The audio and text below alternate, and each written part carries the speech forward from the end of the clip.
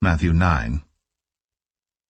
And he entered into a ship, and passed over, and came into his own city. And behold, they brought to him a man sick of the palsy, lying on a bed. And Jesus, seeing their faith, said unto the sick of the palsy, Son, be of good cheer, thy sins be forgiven thee. And behold, certain of the scribes said within themselves, This man blasphemeth.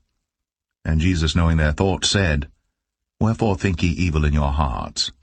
For whether is easier, to say, Thy sins be forgiven thee, or to say, Arise and walk? But that ye may know that the Son of Man hath power on earth to forgive sins. Then saith he to the sick of the palsy, Arise, take up thy bed, and go unto thine house. And he arose, and departed to his house.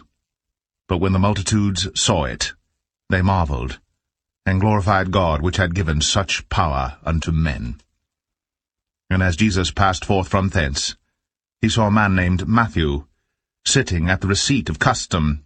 And he saith unto him, Follow me. And he arose, and followed him. And it came to pass, as Jesus sat at meat in the house, behold, many publicans and sinners came and sat down with him and his disciples. And when the Pharisees saw it, they said unto his disciples, Why eateth your master with publicans and sinners? But when Jesus heard that, he said unto them, They that be whole need not a physician, but they that are sick. But go ye, and learn what that meaneth. I will have mercy and not sacrifice. For I am not come to call the righteous, but sinners to repentance.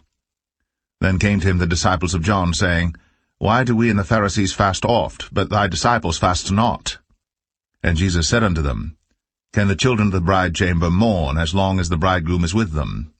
But the days will come, when the bridegroom shall be taken from them, and then shall they fast.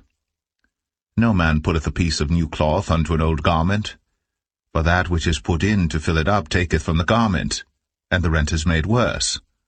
Neither do men put new wine into old bottles, else the bottles break, and the wine runneth out, and the bottles perish. But they put new wine into new bottles, and both are preserved. While he spake these things unto them, behold, there came a certain ruler, and worshipped him, saying, My daughter is even now dead, but come, and lay thy hand upon her, and she shall live. And Jesus arose, and followed him, and so did his disciples. And behold, a woman which was diseased with an issue of blood 12 years, came behind him, and touched the hem of his garment. For she said within herself, If I may but touch his garment, I shall be whole. But Jesus turned him about, and when he saw her, he said, Daughter, be of good comfort. Thy faith hath made thee whole.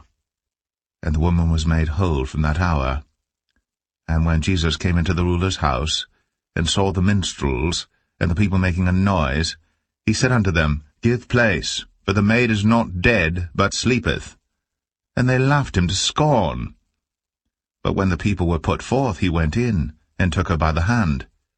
And the maid arose, and the fame hereof went abroad into all that land.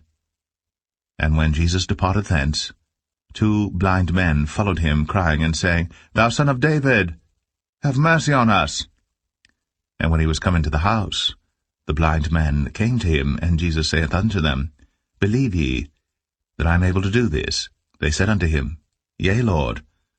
Then touched he their eyes, saying, According to your faith be it unto you. And their eyes were opened. And Jesus straitly charged them, saying, See that no man know it. But they, when they were departed, spread abroad his fame in all that country. As they went out, behold, they brought to him a dumb man possessed with a devil. And when the devil was cast out, the dumb spake. And the multitudes marveled, saying, It was never so seen in Israel. But the Pharisees said, He casteth out devils through the prince of the devils. And Jesus went about all the cities and villages, teaching in their synagogues, and preaching the gospel of the kingdom, and healing every sickness and every disease among the people. But when he saw the multitudes, he was moved with compassion on them, because they fainted and were scattered abroad, as sheep having no shepherd. Then saith he unto his disciples, The harvest truly is plenteous, but the laborers are few. Pray ye therefore the Lord of the harvest, that he will send forth laborers into his harvest.